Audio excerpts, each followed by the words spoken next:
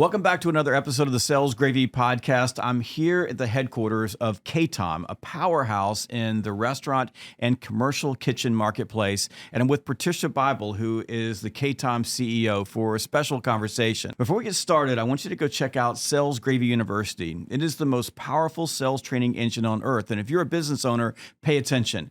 When your salespeople are trained, they will sell more. And you can go check out exactly how we do this at Sales Gravy by going to learn.salesgravy.com. That's learn.salesgravy.com. And if you've never taken a course, go take your very first course for free using the code FREECOURSE. That's learn.salesgravy.com, free course. Patricia, it's so nice to be with you at KTOM headquarters. Jeb, it is always my distinct pleasure to be with you. You're an amazing gentleman. Now, I was doing the math, and it turns out that I've known you now for 11 years, which it seems like it's gone by really, really quickly. But if you take a look at the growth of this organization since I first met you, it is absolutely phenomenal. And one of the things about you that is so special for me is that I've learned so much from watching you, so much wisdom. I've had my butt reamed out a few times, and I've learned from those things, but you always have a way of getting people to think. And on this podcast, because it's really rare that I get to spend time with you this way, I wanted to dive into your wisdom, the things that you've learned along the way, because you have so much to share. And I watch how you work with other leaders and the way that you challenge people. And I thought that I could ask you a few questions to get you just to talk a little bit about the things that you see that you want to pass on, sort of a legacy of wisdom through your eyes. Will that work for you? I think that's very, very fair. And I'm going to start with one quick comment. Okay. Old age and treachery will outdo youth and skill any day of the week. So all you young guys out there, watch out for us people who have wisdom in old age. Very good. One of your favorite quotes is a quote by Winston Churchill, and it is, "Success is not final. Failure is not a fraud, and it's the courage to continue that counts." Now, when we think about my audience, sales, entrepreneurs, business owners, it's a pretty powerful quote, but tell me what this quote means to you. Let me tell you, courage. Just take that one word out of that quote. That is the key to life, because we live in a world that wants to dampen us, that wants to dampen our spirits. And it's so easy to buy into what the world has to say. But within you, if you're courageous and you have that strength to get up and be better today than you were yesterday, you're always going to win. Are you always going to be right? Are you never going to make a mistake? Absolutely not. I fail pretty regularly. But the thing is, having the courage to pick up and go forward after each and every failure, it's just part of life. So tell me how you find that, because I mean, you think about this business. I think when I met y'all were a $30 million company. Today you've 10x that. You're heading barreling towards $1 billion in business, and a family-owned organization that you and your husband started a long time ago, back in the 90s. Crazy growth, but there have got to be some major crash and burns that just challenged your ability to live up to this quote. You know what? There have been. And then the first one truly was the death of my husband, very unexpected. And at the time we had 18 single head of household women that ran KTOM. And what gave me the courage were those 18 women. I had both children on each side of me, both of them teenagers at their father's death, both of them saying, "Hey, Mom, you don't have to go back and do this." And as I sat there and dissected those few words, I realized within a 20-second span, yes, I do, because of them. Not because of me, but I had to find the courage to be there for people who depended on me. That is what has always given me that courage. Now, today, it's quite different. It's not those 18 single head of household women. However, I still have some of those here at the company. Now it's 250 individuals that, when you really boil it down, the people that they're responsible for equates to about 1,000 people. And I take that as a very serious fiduciary responsibility. This is maybe a strange question, but you have so much passion. You work so hard, and at a time when truly this business is running, you could walk away and take some time off.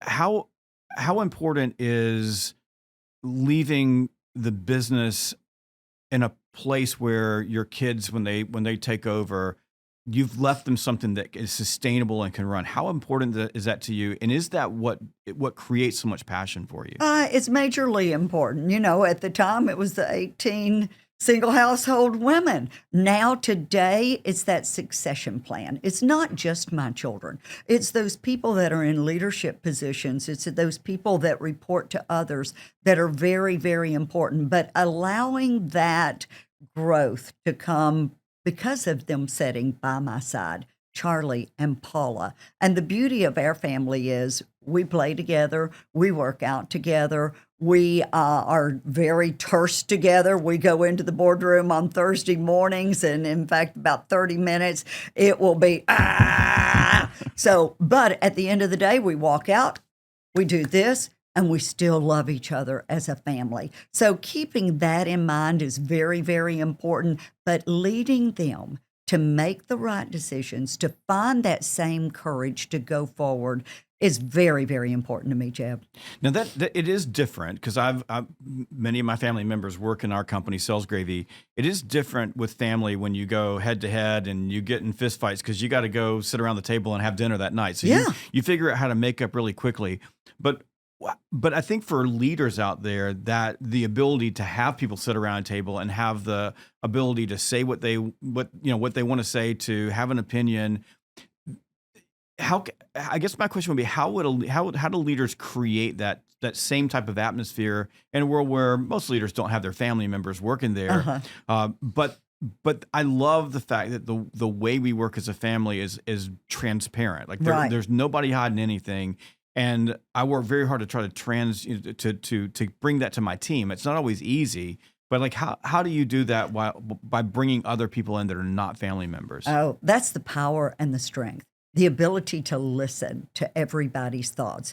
You don't always agree with them, and let me tell you, my son and my daughter are real quick to jump up if the CFO says something that they're not in agreement with and say, whoa, whoa, whoa. I want you to show me that. I want you to prove that to me. And that makes him a better person because he either has to pull out the data that supports what he has stated, or he has to say, oh, let me rethink that. So, and I think that's good for everybody to see that there's an accountability structure that causes KTOM to be successful. And without that accountability, we would crumble all over ourselves. We read about it all the time, different companies that crumble because there's something that's just a little jaded that isn't always brought to the surface. We try to bring everything to the surface, whether it's the good, the bad, or the ugly. Because if it's ugly, we want to put some lipstick on it and make it pretty. If it's bad, we want to fix it. We want to fix our internal behaviors. We want to fix our internal attitudes. We want to fix the internal problems. And if it's good, we're patting ourselves on the back. Doesn't happen often, but we do it. Well, I mean, the interesting thing about your culture is you pat yourself on the back for about 5 minutes, and then it's okay. What's next? So I have a text message channel where people can text me questions that they want me to ask guests on the podcast. And I'm wondering, because accountability conversation is really apropos for this particular question, if I could ask you this question and just to see what you think. I love it. It's from Greg. He's a new head of sales for a company out of Atlanta, Georgia. And he writes that his challenge is that our top producers or top salespeople get complacent managing their existing business. They're all making six-figure incomes and on that existing book of business. Now, my CEO is afraid to push them to go after the newer business, but I'm concerned because we need new accounts, new business in order to grow.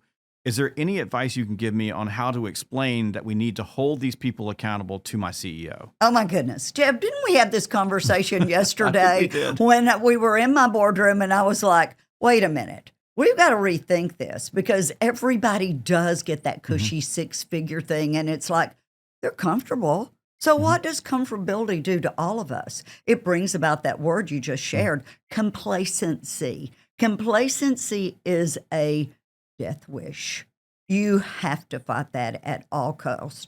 So in the conversation we had, we talked about different structures of compensation. How do we keep that carrot, there so that they are always wanting more. We hear about this thing called inflation, and we have lived it to the nth degree over the last 3 to 4 years in the craziest ways ever.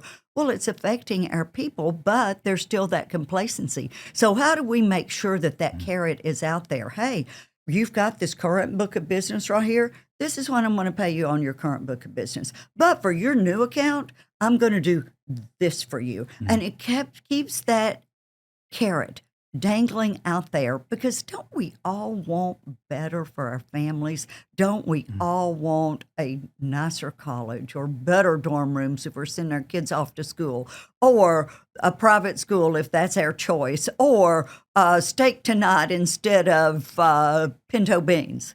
So I think that there's always that monetary piece of it. But then I also think that there's this team, especially in today's world, because my 2 children are both millennials. I'm going to tell you something about millennials. Most people say, oh, I hate them.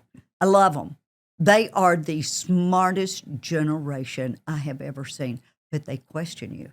They put their finger in your chest. They do it in a kind and gracious way where I came from that generation where it's do as I say. That's right. Don't do what you want to do. I want you doing as I say. So they have taught me how to listen and how to negotiate and how to be there with more of a feel than a regimented persona.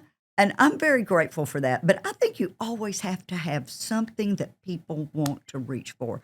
Because if you don't, complacency does rule the day. And it is the number one killer of our end results that we're looking for. And the listening piece, I think, is super important. So Charlie, your son, I asked him, because my son just started working for us, like, can you give me advice on, like, how can I work with my son better? And he said, you need to listen. He said, he's going to come to you with ideas, and your first move is going to be, no, do as I say. I already know best. And he said, you just got to listen. And I've taken that to heart. It's working. Like I get my first move is to say, like Greg's CEO, no, we can't do that. But what I'm trying to do is to sit on it. Like, just tell me it out. I'll go sleep on it. And what he said, I've thought about it, and I'm like, he's right. I need to rethink this. But we do, even as leaders, when we think that we're forward thinking and we're always pushing, we get complacent just for being stuck in this is how we've always done it. Yeah, I think you're right. And something else that I'll give you a little tip here, and my late husband taught me this. God gave us 2 ears, 1 mouth. Listen twice as much as you speak. So frequently I notice, in fact, I'm getting ready to take this into my boardroom in just a few minutes, that communication and conversation is very interesting.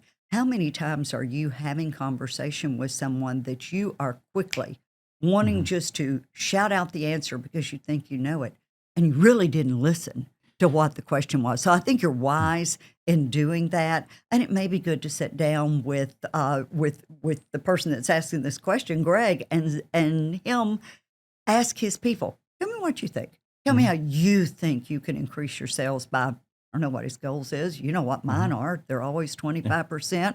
And of course, I'm happier when we get to 40 and very unhappy when I'm less than 25. But I have found that by listening to the e-commerce arm, which is ran by my daughter, Paula, the sales arm, which is ran by my son, Charlie, to sit and listen to what they have to bring to the table is amazing, the strength of thought that they have. Absolutely. By the way, if you want to text in a question for one of our guests, you can text me at 706-397-4599, 706-397-4599. Just text podcast and your question, and I'll gather it up, and maybe we'll put your question on the air. This concept of listening, I think, is critical. And so one of the major things I'm focusing on with my clients and training, because somehow or another in the last 3 years, salespeople, we've always had a hard time with, but salespeople got crazy transactional. It's just, hello, want to buy. And they've quit like having conversation, the art of conversation. Sit down, listen to someone. And even with my own salespeople who run our system, I have to sometimes sit down and coach them. Let's think about this for a second. Before we formulate a response, why don't we listen? I love what you said. Listen twice. Check again. I think that this, this listening concept is just it's so valuable. But I'm concerned that because of the way that we've evolved over in our society since the whole COVID thing kind of destroyed everything, Oh, isn't it? that's been missing. And I'm curious on your thought process, because I see it everywhere. Like nobody's listening to anybody. Yeah. And everybody wants to have a quick answer to everything. So you do have to break those barriers down. It's, it's kind of like silos within a company. And you helped me break down so many silos when we first started working together 11 years ago. Same thing about listening. Basically, that's a silo. Those non-listeners are sitting over here, but how are we successful understanding each other? How are the conversations we had yesterday was understanding you to me, what my goals are, me to you. How can you help me think outside the box? How can we really listen to each other? But why do we want to listen? We want to listen to get to know that customer. You're right. It's transactional. And this goes back to Greg's question. Customer calls in, they want to buy a $2,000 item. Okay. But through that listening, through that basic conversation of getting to know that individual customer, which came from Charlie Bible teaching me how to do that. And I think he learned it from Jeb Blunt. Have you met him? And, but really getting to know what those people want, I want them to hang up and have bought $10,000. Exactly. Instead of having to get 5 calls that may or may not come through. Let's take that one and cultivate it and understand what that client needs. What's the client's goals? What are they working for this year? Are the interest rates holding them back? How can we help them get through these difficult days to have that bigger purchase that helps them become more successful? Maybe if they called in for an ice cream machine, they need an ice cream machine and a popcorn machine and a roller machine for their buns to keep them warm, etc., so that they have a full package. Instead of selling a $1.99 item, they get to sell a $6 item. So teaching our team how to have those kinds of communications is invaluable. So there's a quote on your wall that says, some people want it to happen. Some people wish it would happen. We make it happen. Tell me about that. That's called push and push and push. We all sit in there and we think about, okay, I think we'd like to be blah, blah, blah, have $1 billion company. Yeah. That was what we said in the first year. We want to be a $500 million company by the end of the year. Well, Jeb, we're not quite going to make it, but we're pretty darn close. Right. So what have we done to make that? Because at the time that statement was stated, I think it was like 350 million. So we made a huge stride. But in the course of that, we did have some things that happened. We had a failing economy. We had inflation through the roof. We have got these interest rates that do affect people opening new, large businesses. So, and in spite of that, we're still going to get within striking distance of what our goal was. Not quite to the goal, but instead of sitting there saying, okay, no, we're not going to do it because those 3 factors are so strong. The whole world is dealing with this. The whole world is saying, you cannot, you cannot, you cannot. No, it's there. It may be there in a different form, maybe there in a different package. And that's what we have found, is that it is there, and it may be there because your competitor is weak in an area, and you can gobble up their customers. I'm sorry, I'm not ashamed of that. I want to be the best company for our customers that I possibly can. And when others are fearful, it brings about a tremendous amount of strength in K-Tom's backbone. But isn't that your superpower? I mean, we really think about this as a leader, is that you always raise the bar. You do. And you're constantly challenging people to move to a bar. And I think from a leadership standpoint, you probably have experienced some people who get frustrated because they go, isn't this enough? Like, isn't there enough? And you're that it's never enough leader. But at the same time, you have this level of compassion. And when I say compassion, not compassion in that it's a kumbaya moment, but this compassion to say, this is where we're going to go. But along the way, you're not going to let anybody off the hook. You're going to tell them the truth, and you're going to lift them up and coach them. And that's That's unique. Well, I don't know how unique it is. It's just the way I guess I have.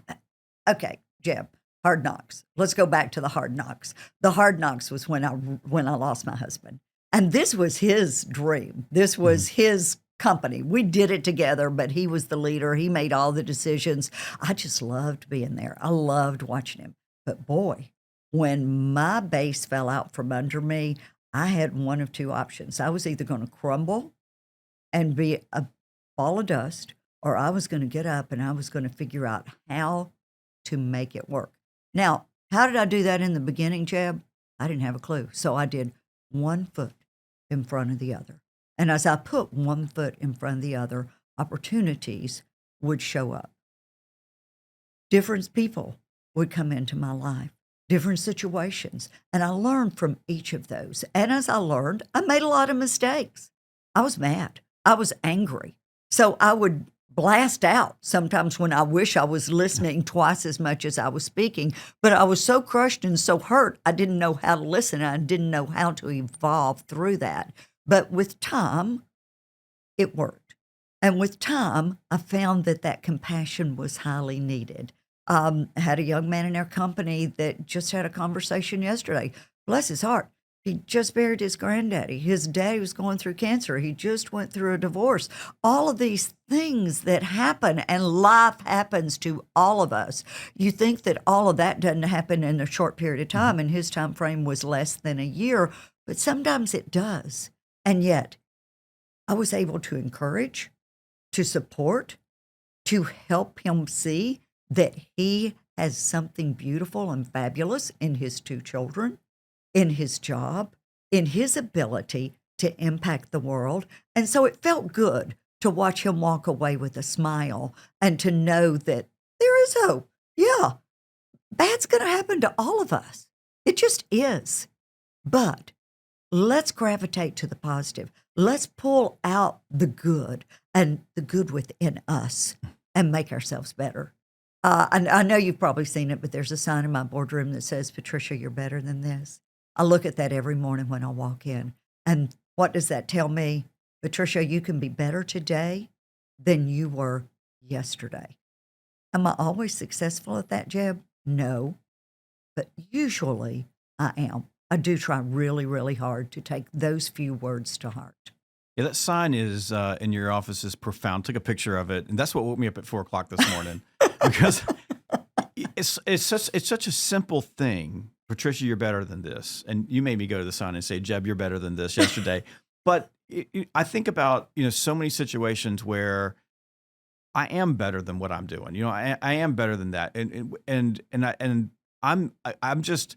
It was an inspiring sign because it was just, I'm watching you, like one of the most successful people that I've ever met in my entire life. You got every trophy, every accolade. You've built this crazy and amazing company. It's just incredible. And yet there you go.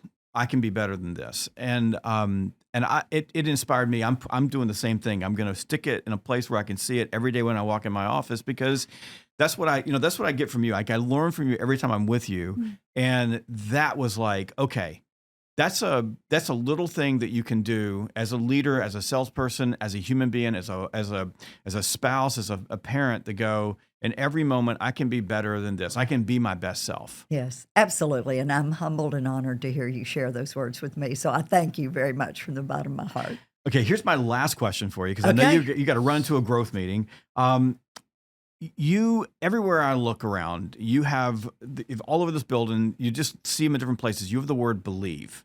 It's in different places, and I don't know if that's intentional, but it seems powerful. And I want to close out on why that word is so important to you.